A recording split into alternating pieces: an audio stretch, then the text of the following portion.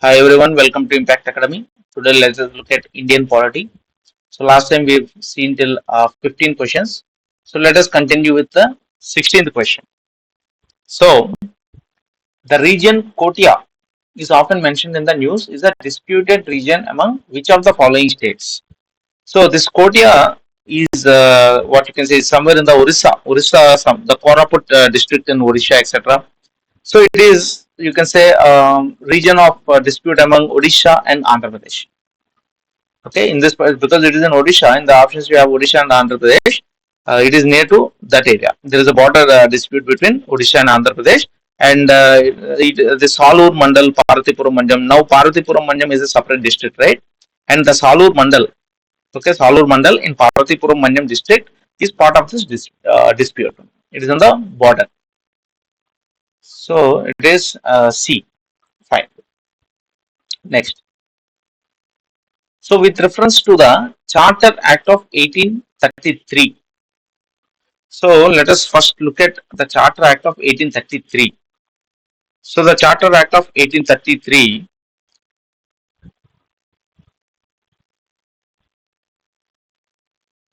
So all these acts are very important, frequently asked.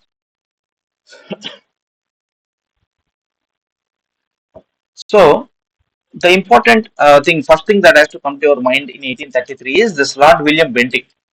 Okay, Lord William Bentinck became the first Governor General of India.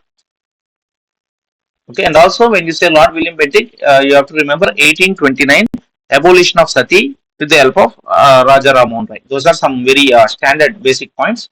And this Governor General was vested with all civil and military powers also.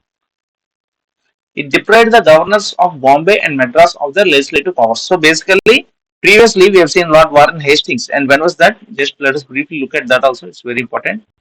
Um, Let us go back and see. Yeah, this one. Regulating Act of 1773.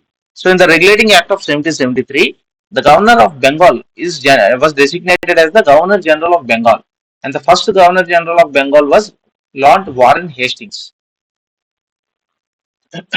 So later on, and if you look here, one of the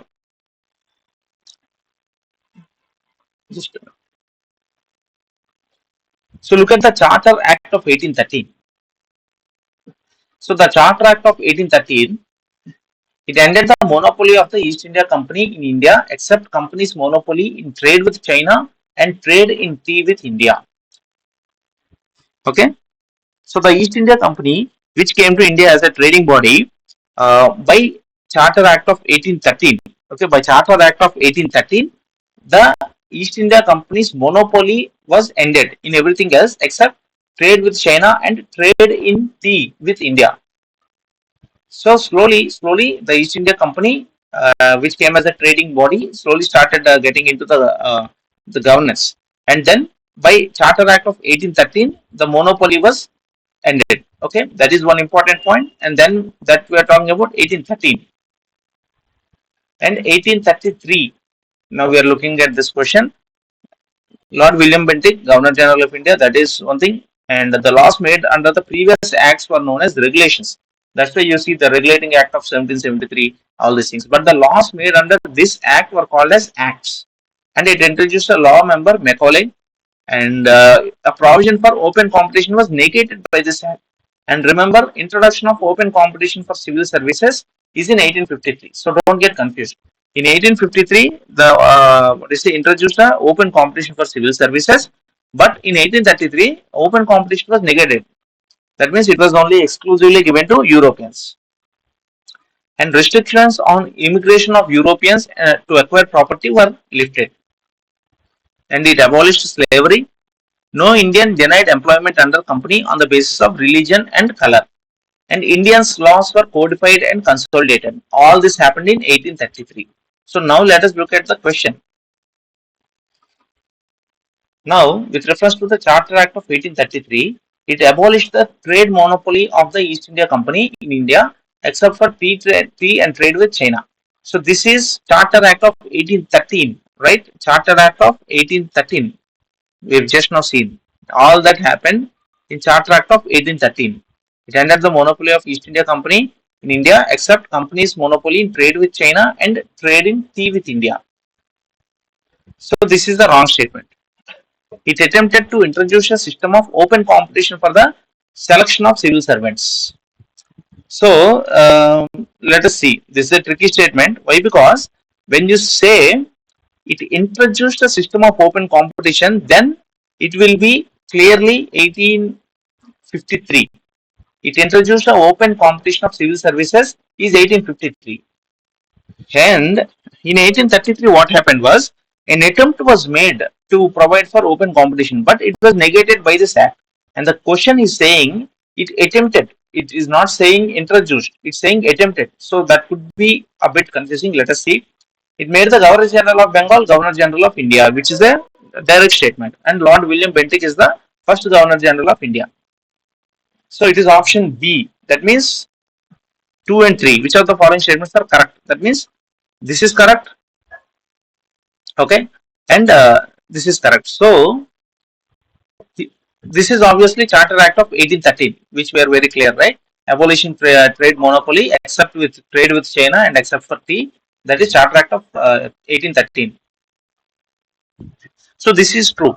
He is not asking about when was open competition introduced. Open competition was introduced in 1853. Very, very important. He is only asking about the attempt. So this is also correct. In 1833, there was an attempt that was made. Provision for open competition was attempted and it was negated later on. So 2 and 3 are correct. Fine. So consider the following regarding Government of India Act of 1919. Fine. So Government of India Act 1919. Let us have a brief look. We've seen multiple times. And 1919, it responsible government. Okay, High Commissioner of India was created in London. Bicameralism was introduced for the first time, and communal representation was extended. Diarchy in provinces, that is basically transferred subjects and reserved subjects. Okay, that is fine. But in the question, he is asking about how many of the above are reserved subjects. So if you look at it, the reserved subjects that are basically very important, that are directly in the hands of the Secretary of State. The Indians do not have much control over that. Those are usually the important ones like law and order, administration of justice, okay, finances, land revenue, police, irrigation, and all those things. So land revenue, administration of justice, police, and all these things form the part of the reserved subjects. And these transfer subjects, where Indians also had a role, was education, health, local self-government, industry, agriculture, excise, etc. So try to remember these things. So agriculture, local self-government, and all these things, what you say, education. So all these things come under the transfer subjects. So in this particular option, local self-government is clearly a transfer subject. It is not a reserved subject. So 1, 3, and 4, basically 3 of them are right. So 18C would be the option. Okay, fine. So again, is that asking about Article 3. Okay, so Article 3 is very important. The first few articles deal with the territory of India. Okay, about new states and all those things. So with reference to the powers of the Parliament under Article 3 of the Indian Constitution, consider the following statements. A bill contemplating changes under the ambit of Article 3 can be introduced in the Parliament only with the prior recommendation of the President. Now, if you look at Article 3, it lays down majorly two conditions. Okay, first thing is this bill which you are planning to introduce in the Parliament, it can be introduced only with the prior recommendation of the President. That is one standard point. And however, before recommending the bill, the President has to refer the same to the state legislature. Whatever state legislature you are trying to make the changes, first you have to refer the bill to the state legislature concerned for expressing the views within a specified period. So if you look in 2014, when the Andhra and Telangana were divided, if you observe, first the president, of course, prior permission of the president is required, and the president sent the what you say the resolution or bill to the Andhra Pradesh government, and in Andhra Pradesh it was first what you say defeated, but that doesn't have any effect. It does not have any power. Even if the state government, what you say, defeats the resolution, it can still be passed by the central government, and that is what they did. Okay, the bill went back, the resolution went back, and again it was passed, and the AP State Reorganization Act of 2014 was enacted. So option one is clearly correct. So option two is also correct. The president has to refer the bill to the concerned state legislature for expressing its views within a specified period. So yes, you have to send to the state legislature, but their view does not matter. It is just what you say, opinion gathering. So answer is both one and two. Okay, both one and two are correct. So remember these 2 points very clearly. If you are contemplating changes under Article 3, that is adding a new state or changing boundaries and all those things, prior recommendation of the president is very much important, and he will send it to the state legislature. So all those points are very important. So preamble we have seen multiple times by now. So you all know. Just look at the question. Consider the following statements regarding the preamble. It enters the basic philosophy of the constitution, which is true. It is based on objective resolutions. This is also true. Okay, objective resolutions moved by Jawaharlal Nehru. Standard point. It was the first section to be enacted by the Constituent Assembly. So, see the preamble, you can say after the rest of the constitution was enacted, then the preamble came to force normally. So in that way, if you look at it, I think this statement is wrong. It was the first section to be enacted by the Constituent Assembly is not correct. Okay. First, the rest of the constitution was enacted and the preamble came into force. That is usually the way it is told. And so let us look at the options. 1 and 2 only. So this is correct. The what is that? It entails the basic philosophy of the constitution and all the statements which we have seen till now. It is the what a guiding light. I mean, several people have said all the statements, the horoscope, our sovereign, etc. And just go through all those things. They're all very important. So it's the heart and soul of the constitution. Several things are there. Basically, it entails the basic philosophy of the constitution, which is true, and objective resolutions has been moved by Jawaharlal Nehru. That is also very important. And this preamble is completely based on that one. Fine. So let us stop here. Let us continue in the next class.